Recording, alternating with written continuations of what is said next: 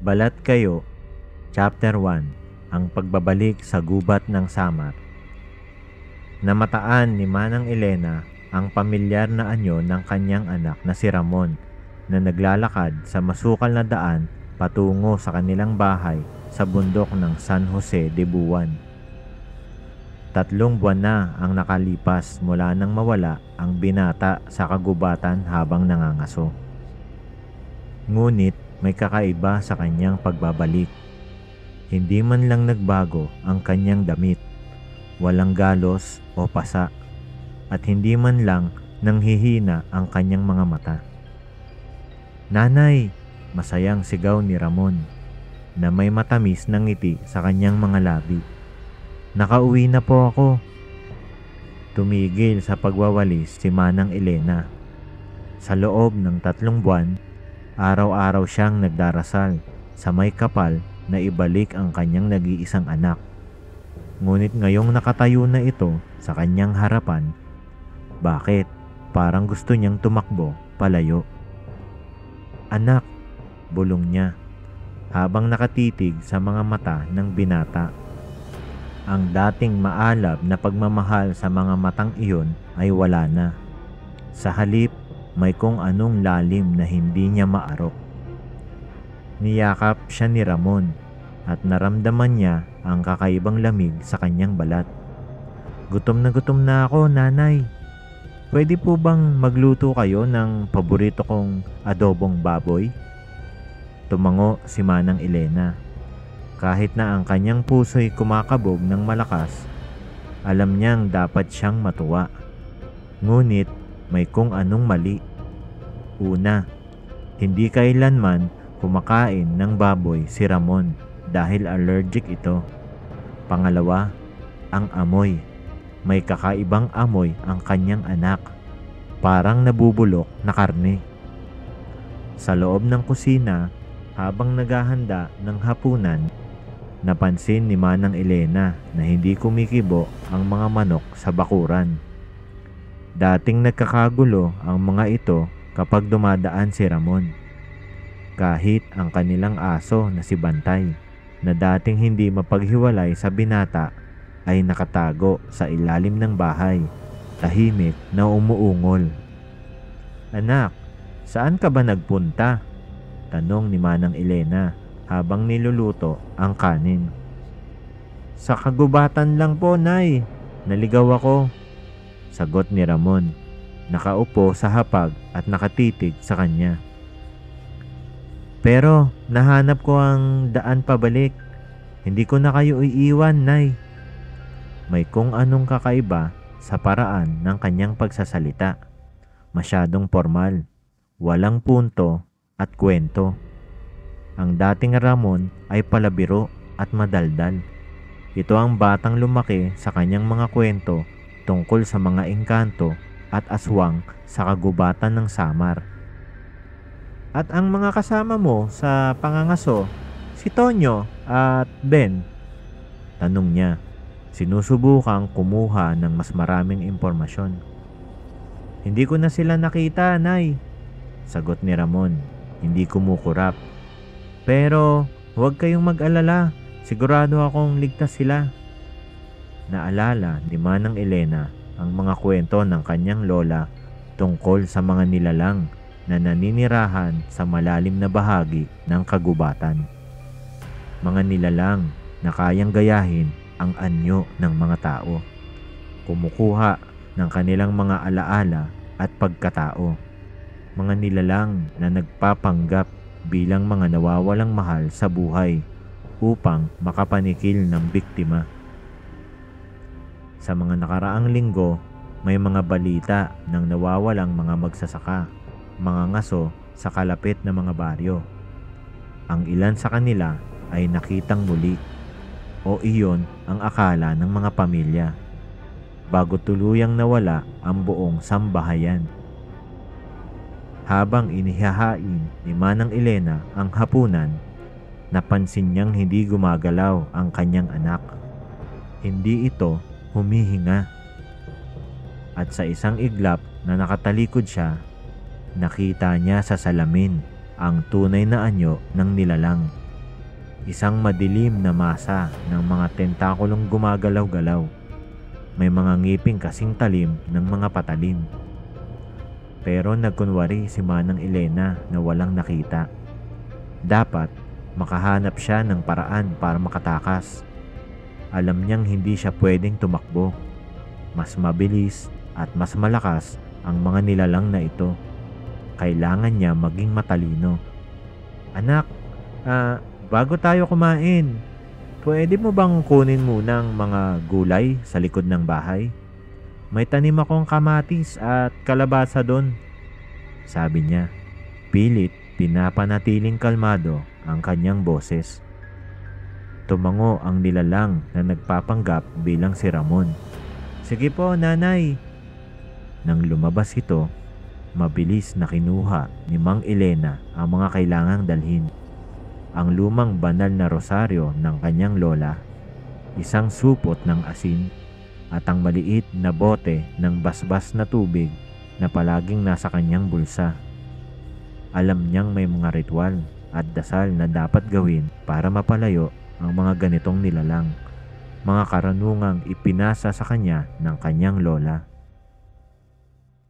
Narinig niya ang mga yapak ng nilalang papalapit. Mabilis siyang nagdasal. Hinihiling sa may kapal na bigyan siya ng lakas at tapang. Hindi siya papayag na maging biktima ng nilalang na ito. Hindi siya papayag na gamitin ang mukha ng kanyang anak para saktan siya. Bumukas ang pinto at pumasok ang nilalang na may hawak na mga gulay. Ngumiti ito. Isang ngiti na labis na perpekto. Labis na katulad ng sa kanyang anak para maging totoo. Nanay, may nakita po ako sa hardin, simula nito. Pero bago ito makatapos ng kanyang sasabihin, inihagis ni Manang Elena ang basbas na tubig sa mukha nito. Isang nakakatakot na sigaw ang pumuno sa bahay. Hindi ito ang boses ng kanyang anak, kundi isang malalim at hindi makataong ungol. At doon nagsimula ang tunay na labanan para sa kanyang kaligtasan. Chapter 2: Ang huling gabi sa lumang tahanan. Ang patak ng basbas na tubig ay naging simula ng isang bangungot na hindi inaakala ni Manang Elena. Sa sandaling tumama ang tubig sa balat ng nilalang na nagpapanggap bilang si Ramon, ang dating tahimik na hapunan ay naging eksena ng lagim at karahasan. Nagsimulang matunaw ang balat ng nilalang, naglalantad ng maitim na laman sa ilalim nito. Ang mga mata ng peking Ramon ay naging pula at ang kanyang bibig ay unti-unting nabuksan. Mas malaki at mas malaki hanggang sa halos umabot sa kanyang tenga. Nagpapakita ng mga hilera ng matalas ng ngipin. Matanda, ang sigaw nito sa isang boses na hindi tao. Matalino ka, pero hindi sapat. Mabilis na kumilos si Manang Elena. Inihagis ang natitirang basbas na tubig sa mukha ng nilalang, habang binubulong ang mga dasal na itinuro ng kanyang lola. Nagsimulang umungol ang nilalang sa sakit, pero hindi ito sapat para patayin ito. Nasaan ang tunay kong anak? Sigaw ni Manang Elena. Hawak ang rosaryo sa kanyang dibdib. Ang nilalang ay tumawa. Isang tunog na parang pinaghalong ungol ng maraming hayop. Ang anak mo, isa siyang masarap na hapunan katulad mo. Biglang sumipa ang nilalang sa hapagkainan. Itinapon ang mainit na kanin at ulam sa mukha ni Manang Elena. Nakaiwas siya, pero natumba sa sahig. Mabilis siyang gumapang patungo sa kusina. Alam na kailangan niyang makarating sa kanyang lumang baul. Ang mga tentakel ng nilalang ay nagsimulang lumabas mula sa dating mga braso ni Ramon. Humahampas sa mga dingding at nagwawasak ng mga gamit sa bahay. Isang tentakel ang humawak sa paa ni Manang Elena. pero nakagat niya ito. Ang lasa ay parang nabubulok na karne at dugo. "Peste kang matanda ka!" sigaw ng nilalang na ngayon ay halos kasing laki ng isang kalabaw. Puno ng mga gumagalaw na tentacle at mga nanggagalit na laman. Sa wakas, nakarating si Manang Elena sa kanyang baul. Mabilis niyang binuksan ito at kinuha ang isang lumang kahoy na krus at isang maliit na kahon. Ang kahon ay naglalaman ng mga dahon ng sambong at luya na pinaghalong may basbas ng matandang albularyo ng kanilang baryo. "Hindi mo ako madadala sa impyerno!" sigaw ni Manang Elena. Inihahagis ang mga pinabasbas na dahon sa nilalang. Ang mga ito ay kumapit sa malagkit nitong balat. Nagsimulang magdulot ng usok at nakakapasong init. Ang nilalang ay umatras, umuungol sa sakit. Ngunit hindi pa rin ito sapat. Alam ni Manang Elena na kailangan niya ng mas matinding paraan para makatakas. Sa kanyang pagmamadali, naapakan niya ang isang tabla ng sahig na maluwag at doon niya naalala. Sa ilalim ng kanilang bahay ay may lihim na lagusan patungo sa gubat. Ginawa ng kanyang asawa noong panahon ng giyera. Kung makakarating siya roon. Pero bago siya makagalaw, isang tentacle ang pumilipit sa kanyang leeg. "Masarap ang iyong takot, matanda," bulong ng nilalang. "Pero mas masarap ang iyong laman." Sa huling sandali ng kanyang lakas, inihagis ni Manang Elena ang natitirang asin sa mukha ng nilalang. Ang sigaw nito ay umabot hanggang sa kaloob-looban ng kagubatan. Nang lumuwag ang hawak ng tentacle, tumakbo siya patungo doon sa ilalim ng kanyang kama. Ang pintuan patungo sa lihim na lagusan. Mabilis niyang binuksan ito at pumasok. Hindi na nilingon pa ang nilalang na ngayon ay sumisira sa kanyang tahanan. Ang lagusan ay masikip at madilim. Amoy lupa at amag. Gumagapang si Manang Elena. Ang kanyang mga tuhod at kamay ay nagdurugo na sa mga bato at ugat. Sa kanyang likuran, narinig niya ang pagbagsak ng kanyang bahay.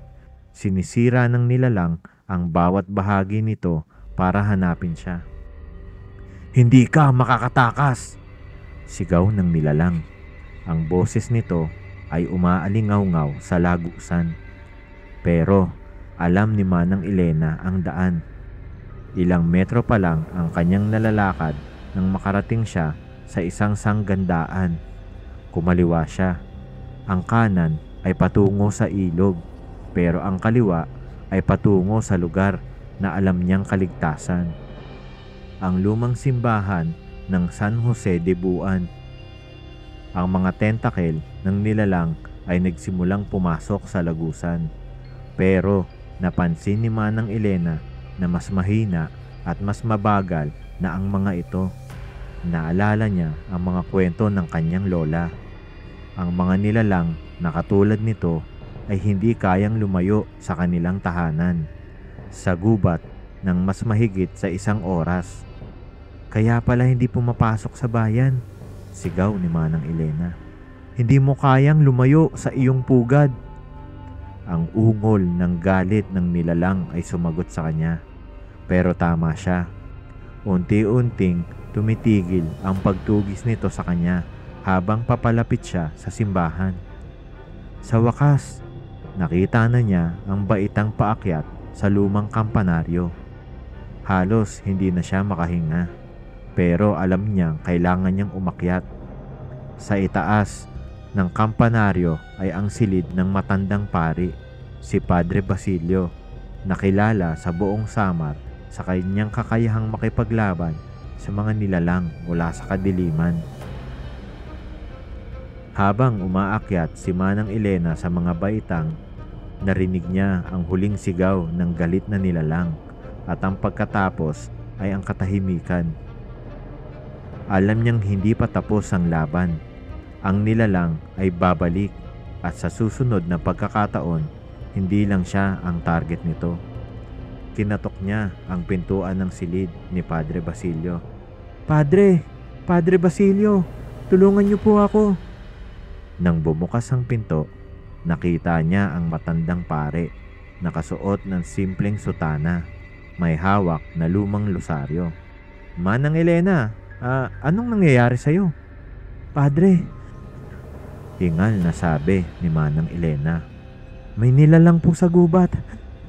Kinuha niya ang anyo ng anak kong si Ramon. At hindi lang iyon. Marami pang iba ang nawawala sa mga kalapit na baryo. Tumango si Padre Basilio. Ang kanyang mga mata ay nagpapakita ng pag-unawa at determasyon. Pumasok ka, Manang. May kailangan tayong paghandaan. Chapter 3. Ang mga lihim ng lumang simbahan. Ang mga kandila sa silid ni Padre Basilio ay nagbibigay ng mahinang liwanag sa mga lumang aklat at misteryosang bagay na nakakalat sa paligid. Ang amoy ng insenso at lumang papel ay pumupuno sa hangin habang ang matandang pare ay naghahanap sa kanyang mga dokumento. Sa isang sulok, isang maliit na estatwa ng San Benito ay nag-iisa. Ang mga mata nito'y parang nakatitig sa madilim na gabi sa labas ng bintana. Manang Elena, sabi ni Padre Basilio habang binubuklat ang isang napakalumang aklat na nakasulat sa Latin. Hindi ito ang unang pagkakataon na may ganitong pangyayari sa San Juan de Buwan. Tumigil ang matandang babae sa pagpupunas ng kanyang mga sugat. Ano pong ibig ninyong sabihin, Padre? Ipinatong ng pare ang kanyang daliri sa isang pahina ng aklat. Ang mga matay kumikislap sa liwanag ng kandila. Noong taong 1887, may 3 pamilya ang nawala sa bundok ng Maharlika. Pagkatapos ng 1 linggo, bumalik ang mga anak nila. Pero hindi na sila ang dating kilala ng kanilang mga magulang. Tumango si Manang Elena. Naalala ang kakaibang pakiramdam nang makita niya ang nilalang na nagpapanggap bilang si Ramon. Paano po nila nalaman na hindi tunay nilang anak ang mga iyon? Katulad ng nangyari sa iyo, ang mga magulang ay may napansin na may kakaiba. Hindi kumakain ang mga anak, walang hininga at malamig ang balat. Isinara ni Padre Basilio ang aklat at lumapit sa isang lumang kabinet. Pero ang pinakamalala ay ang nangyari pagkatapos. Binuksan niya ang kabinet at inilabas ang isang lumang kahon na gawa sa nara. Sa loob nito ay may mga lumang larawan, mga piraso ng tela, may mga palatandaan ng dugo at isang maliit na bote na naglalaman ng itim na likido. Ang mga peking anak ay naging daluyan para makapasok ang mas maraming nilalang sa ating bayan. Sa loob ng 1 buwan, halos kalahati ng mga residente ang nawala o napalitan. Naramdaman ni Manang Elena ang panginginig ng kanyang katawan. At paano po nila napigilan ang mga nilalang? Ang kwento ay hindi maganda, Manang, sagot ng pare habang binubuksan ang bote ng itim na likido. Ang mga natirang pamilya, kasama ng aking ninuno na pare noon sa simbahang ito, ay napilitan na sunugin ang buong baryo. Ang apoy lang ang tanging paraan para matanggal ang mga nilalang at ang kanilang pugad.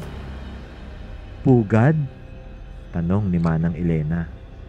Oo, pugad. Ang mga nilalang na ito ay hindi lamang nanggagaya ng anyo ng tao. Sila ay gumagawa ng isang network, isang sistema ng mga lagusan sa ilalim ng lupa kung saan nila dinadala ang kanilang mga biktima. Itinaas ni Padre Basilio ang bote sa liwanag. Itong likwidong ito ay gawa sa dugo ng unang nilalang na napatay nila, hinaluan ng banal na tubig at mga halamang may kapangyarihan. Tumayo si Manang Elena, determinadong tignan ang nasa loob ng bote. At iyan po ba ang magagamit natin para mapatay ang nilalang? Hindi, sagot ng pare. Ito ay gagamitin natin para makita ang tunay na daanan patungo sa kanilang pugad. Pero bago iyan, lumapit si Padre Basilio sa isang lumang baul at inilabas ang isang lumang tabak. Kailangan muna nating maghanda. Sa susunod na oras, tinuruan ni Padre Basilio si Manang Elena ng mga dasal at ritual na kailangan para labanan ang mga nilalang. Ang mga ito ay hindi ordinaryong dasal. Ang mga salita ay may halong Latin at sinaunang Pilipino. Mga panalangin ginagamit ng mga unang misyonary para labanan ang mga elementong hindi nakikita ng ordinaryong mata. Ang mga nilalang na ito ay hindi lamang kumukuha ng anyo ng tao, paliwanag ni Padre Basilio, habang nagsusulat ng mga simbolo sa sahig gamit ang banal na asin. Kinukuha din nila ang mga alaala, ang mga damdamin, at ang mismong kaluluwa ng kanilang biktima. Ibig sabihin po ba? Nanginginig na tanong ni Manang Elena. Buhay pa si Ramon? Tumigil ang pare sa pagsusulat. Posible. Kung hindi pa nila kinakain ang kanyang kaluluwa, may pag-asa pa tayong maibalik siya. Pero kailangan nating magmadali. Biglang may narinig silang kalabog mula sa ibaba ng simbahan. Pareho silang natigilan. Hindi sila pwedeng pumasok dito, bulong ni Padre Basilio. Ang simbahan ay protektado ng mga banal na dasal at simbolo. Pero ang ingay ay patuloy. Maya-maya pa ay narinig nila ang mga yapak paakyat ng hagdan patungo sa kampanaryo. Padre! Padre Basilio! Isang boses ang tumawag. Isang boses na kilalang kilala ni Manang Elena. Si Mang Pedro iyan, bulong niya. Ang kapitbahay namin. Pero pinigilan siya ng pare. Hindi iyan si Mang Pedro, Manang. Tignan mo. Sa pagbukas ng pinto, nakita nila ang figura ni Mang Pedro. Pero ang kanyang mga mata ay walang buhay at ang kanyang balat ay may kakaibang kulay na hindi makikita sa normal na tao. Padre, sabi ng nilalang na nagpapanggap bilang si Mang Pedro, kailangan po namin ng tulong. May nawawala sa baryo. Lumayo ka! Sigaw ni Padre Basilio. Itinaas ang krus. Hindi ka welcome dito, nilalang ng kadiliman. Ngumiti ang peking Mang Pedro at ang ngiti nito ay umabot hanggang sa kanyang tenga. Literal na umabot dahil nagsimulang mapunit ang balat ng kanyang muka. Padre, bakit po kayo natatakot? Hindi po ba't dapat ninyong tulungan ang inyong kapwa? Manang, bulong ni Padre Basilio, maghanda ka. Magsisimula na ang tunay na labanan. Sa labas ng simbahan, narinig ang mga sigaw at ungol ng maraming boses. Mga boses na dating pamilyar sa kanila, pero ngayon ay puno ng kasamaan at gutom. Kinuha ni Padre Basilio ang tabak at ang bote ng itim na likido. Manang Elena, dumating na ang oras. Kailangan nating puntahan ang pugad nila. Kailangan nating iligtas si Ramon at ang iba pang biktima bago mahuli ang lahat. Chapter 4. Ang lagusan sa ilalim ng lupa. Hindi inaakala ni Manang Elena na sa kanyang edad ay bababa siya sa pinakamalalim na bahagi ng San Jose de Buan. Kasama si Padre Basilio, tumahak sila sa madilim na daanan sa ilalim ng lumang simbahan. Dala-dala ang mga banal na sandata at ang mahiwagang itim na likido. Ang pagbaba sa lagusan ay nagsilbing pintuan sa isang mundo ng bangungot. Sa bawat hakbang nila, lumalalim ang dilim at lumalakas ang amoy ng nabubulok na laman. Ang mga pader ng lagusan ay basa ng isang malagkit na likido, kumikislap sa liwanag ng kanilang mga kandila. "Huwag mong hawakan ng pader," babala ni Padre Basilio. "Ang likidong iyan ay nagmumula sa katawan ng mga nilalang. Mapanganib yan." Tumango si Manang Elena. Mahigpit ang hawak sa kanyang rosaryo. "Padre, paano natin malalaman kung nasaan ang pugad nila?" Inilabas ng pare ang bote ng itim na likido at binuhusan ang sahig ng ilang patak.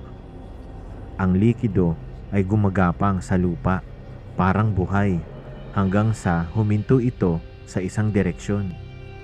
"Diyan," sabi ng pare. "Ang likidong ito ay galing sa kanilang lahi. Hinahanap nito ang kanilang pinanggagalingan." Habang lumalakad sila, nakarinig sila ng mga kakaibang tunog, mga bulong, mga iyak, at paminsan-minsan ay mga tawa na parang galing sa malayo. Ang mga tunog ay umaalingaw-ngaw sa mga dingding na ginagawang mahirap tukuyin kung saan talaga nanggagaling ang mga ito. "Naririnig mo ba iyan, Manang?" tanong ni Padre Basilio. "Iyan ang mga boses ng kanilang mga biktima. Ginagamit nila ang mga ito para akitin ang iba pang tao na pumasok sa kanilang teritoryo." Biglang may narinig silang isang pamilyar na boses. "Nanay, tulungan niyo po ako." Napatigil si Manang Elena. "Ramon, anak ko." Pero hinawakan siya ni Padre Basilio. "Huwag, hindi iyan si Ramon. Ginagaya lang nila ang kanyang boses para akitin ka." Sa dilim, nakita nila mismo ang mga anino na gumagalaw. Mga anino na unti-unting bumubuo ng mga pamilyar na hugis, mga kapitbahay, mga kaibigan, mga mahal sa buhay na matagal nang nawawala. "Padre Basilio," isang boses ang tumawag. Ang boses ng dating bishop na namatay 10 taon nang nakalipas. "Bakit mo kami iniiwasan? Hindi ba't dapat magkakasama tayo?" Nanginginig ang kamay ng pare, pero hinigpitan niya ang hawak sa kanyang krus. "Sa ngalan ng Panginoon, umalis kayo!" Ang mga anino ay nagsimulang magbago ng hugis. Ang kanilang mga muka ay natutunaw hanggang sa maglantad ng mga tentakel at ngipin. Ang kanilang mga mata ay naging pula at ang kanilang mga katawan ay naging maitim na masa na gumagalaw na laman. "Takbo!" sigaw ni Padre Basilio. Tumakbo sila sa madilim na lagusan. Ang mga yapak ng mga nilalang ay umaalingaw-ngaw sa kanilang likuran. Ang mga tentakel ay sumusubok humawak sa kanilang mga paa. Pero ang banal na tubig na winisik ni Padre Basilio sa kanilang mga sapatos ay nagsilbing proteksyon. Sa wakas, nakarating sila sa isang malaking kuweba. Ang mga pader ay puno ng mga ugat na nagpupulso na parang mga ugat ng dugo. Sa gitna ng kuweba ay may malaking masa ng laman at tentakel, at sa loob nito ay nakita nila ang mga katawan ng mga nawawalang tao, nakabitin, nakakulong sa loob ng mga transparent na sako na puno ng malagkit na likido. "Nandito sila lahat," bulong ni Manang Elena. "Lahat ng nawawala." At doon nakita niya si Ramon, nakabitin sa isang sulok. Ang kanyang katawan ay nakapiit pero gumagalaw pa. "Buhay pa siya!" sigaw ni Manang Elena.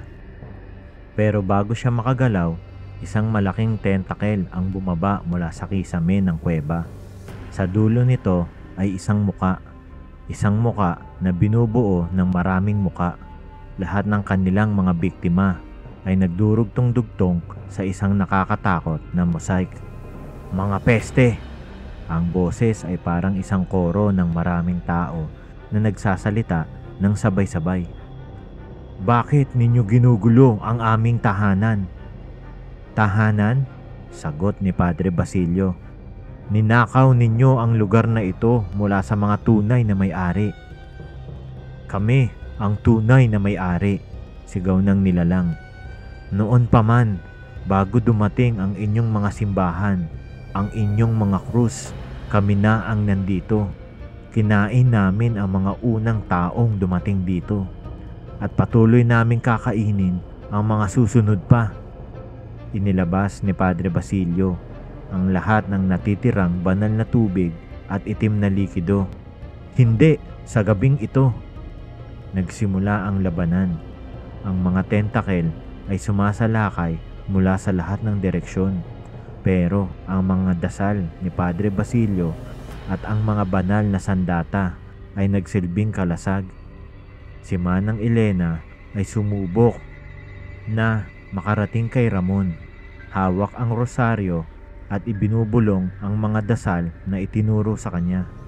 Ang nilalang ay nagsimulang hina sa tuwing tatama ang banal na tubig. Pero hindi pa rin sapat.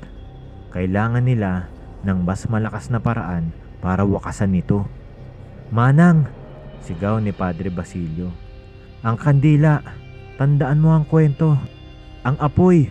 Ang apoy! Ang tanging paraan! Chapter 5. Ang huling labanan. Walang pag-aalinlangan na hinagis ni Manang Elena ang kanyang kandila sa malaking masa ng laman at tentacle. Ang apoy ay agad na kumalat na parang gutom na hayop na nakahanap ng pagkain. Ang nilalang ay sumigaw. Isang tunog na nag-ugat mula sa kailaliman ng lupa at umabot hanggang sa itaas ng bundok. Padre! Sigaw ni Manang Elena. Kailangan kong kunin si Ramon. Manang! Masyadong mapanganib!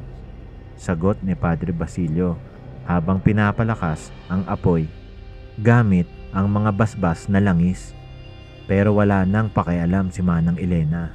Tumakbo siya patungo sa bahagi kung saan nakasabit ang kanyang anak. Ang init ng apoy ay sumisiklab sa kanyang balat. Ang mga tentacle ay nagpupumiglas sa paligid niya. Sumusubok hulihin siya. Pero ang rosaryong hawak niya ay nagsilbing kalasag. Anak! Sigaw niya. Inaabot ang katawan ni Ramon. Sa kanyang pagmamadali, nadapa siya at nahulog ang rosaryo. Isang tentacle ang agad na humawak sa kanyang paa. Hinihila siya palayo sa kanyang anak. Hindi mo siya maibabalik! Sigaw ng nilalang. Ang boses nito ay puno ng galit at sakit mula sa naglalakihang apoy. Ang lahat ng nandito ay amin! Pero si Manang Elena ay hindi sumuko. Gamit ang kanyang mga kuko, kumapit siya ng mabuti sa sahig. Ang kanyang mga daliri ay nagdurugo na. Hindi ko iiwan ang anak ko! Sa kabilang bahagi ng kuweba, nakita niyang si Padre Basilio ay nagsisindi ng mas maraming apoy. Binubulong ang mga sinaunang dasal na nagpapalaki sa mga liyab. Ang mga tentacle ay unti-unting natutupok, naglalabas ng maitim na usok na pumupuno sa kuweba. Manang! Sigaw ng pari. Gamitin mo ito! Inihagis niya ang kanyang krus kay Manang Elena. Nasalo niya ang krus at agad itong ibinaon sa tentacle na umahawak sa kanya. Ang nilalang ay napaurong, nagbibigay sa kanya ng pagkakataong tumakbo patungo kay Ramon. Gamit ang lahat ng kanyang lakas, hinila niya ang katawan ng kanyang anak mula sa malagkit na sako na nagkukulong dito. Mabigat ito, pero ang pagmamahal ng isang ina ay mas malakas pa sa anumang hadlang. Nanay! Bulong ni Ramon, mahinang nagmulat ng kanyang mga mata. Anak, nandito na ako, sagot ni Manang Elena. Ang mga luha ay umaagos sa kanyang mga pisngi, pero hindi pa tapos ang laban. Ang pinuno ng mga nilalang ay nagsimulang magbago ng anyo. Lumalaki hanggang sa halos mapuno nito ang buong kuweba. Ang mga muka sa katawan nito ay nagsimulang sumigaw. Isang nakakabinging koro ng mga boses na nagmumula sa lahat ng kanyang mga biktima. Hindi kayo makakaalis, sigaw nito. Kung mamamatay kami, mamamatay kayong lahat. Nagsimulang gumuho ang mga dingding ng kuweba. Ang mga bato ay bumabagsak mula sa kisame. Ang apoy ay patuloy na lumalakas, lumalamon sa lahat ng organikong bagay na maabot nito. Manang! Ramon! Sigaw ni Padre Basilio. Dito kayo! Bilis! Ang matandang pare ay nakatayo sa isang makitid na daanan. Isang lagusan na hindi nila napansin kanina. Kapit bisig na tumatakbo sina Manang Elena at Ramon patungo sa kanya. Ang mga bato at apoy ay nagbabantang lamunin sila. Ang daang ito ay patungo sa simbahan, sabi ni Padre Basilio. Pero kailangan nating isara ang kuweba. Hindi dapat makatakas ang mga nilalang. Paano po natin gagawin yun? Tanong ni Manang Elena. Kinuha ni Padre Basilio ang kanyang krus at inabot kay Manang Elena. Dalhin mo ito, si Ramon, sa simbahan. Akong bahala dito. Pero Padre, Manang, utol ng pare. Minsan, sa buhay ng isang pare, kailangan niyang gawin ang pinakamatinding sakripisyo para sa kanyang kawan. Ngayon, ang oras na iyon. Bago pa makasagot si Manang Elena, itinulak sila ni Padre Basilio patungo sa labasan. Huling nakita nila ang matandang pare na nakatayo sa gitna ng kuweba. Ang mga kamay ay nakataas habang binubulong ang pinakamatinding dasal na kanyang alam. Tumakbo si Manang Elena at Ramon sa madilim na lagusan. Ang mga sigaw ng nilalang at ang mga dasal ni Padre Basilio ay umaalingaw-ngaw sa kanilang likuran. Maya-maya pa ay narinig nila ang malakas na pagbagsak. Ang buong kuweba ay gumuho. Ibinaon ang mga nilalang at ang matapang na pare sa kailaliman ng lupa. Nang makarating sila sa simbahan, ang unang sinag ng araw ay sumisilay na sa silangan. Ang mga kampana ng simbahan ay tumutugtog. Isang bagong araw ay nagsisimula sa San Jose de Buwan. Sa mga sumunod na araw, maraming kwento ang kumalat sa bayan. Ang iba ay nagsabi na nakakita sila ng apoy na sumisiklab mula sa lupa. Ang iba naman ay nakarinig ng mga kakaibang sigaw sa gabi. Pero ang pinakamahalaga ay ang mga nawawalang tao. Isa-isa silang nagsibalik gaya ni Ramon. Mahina pero buhay. Walang nakakaalam ng totoong nangyari sa ilalim ng lupa maliban kay Manang Elena at Ramon. Ang bangkay ni Padre Basilio ay hindi na natagpuan, pero ang kanyang sakripisyo ay hindi nalilimutan. Sa tuwing dadaan si Manang Elena sa simbahan, dadalhin niya ang mga bulaklak at kandila, hindi lang para sa mga santo, kundi para din sa matapang na paring nagbigay ng kanyang buhay para iligtas ang kanyang kawan. At sa gabi, habang nakaupo siya sa tabi ng kanyang anak na si Ramon, pinapaalala niya sa kanyang sarili na ang pag-ibig ng isang ina at ang tapang ng mga taong handang magsakripisyo para sa iba ay mas malakas pa sa anumang kasamaan sa mundo. Pero minsan, kapag madilim ang gabi at tahimik ang mundo, naririnig pa rin niya ang mga bulong mula sa ilalim ng lupa. At alam niya, bagamat natalo nila ang mga nilalang sa pagkakataong ito, marami pang ibang kasamaan ang naghihintay sa dilim. Naghihintay ng pagkakataong manumbalik. Wakas, maraming salamat sa inyong pakikinig.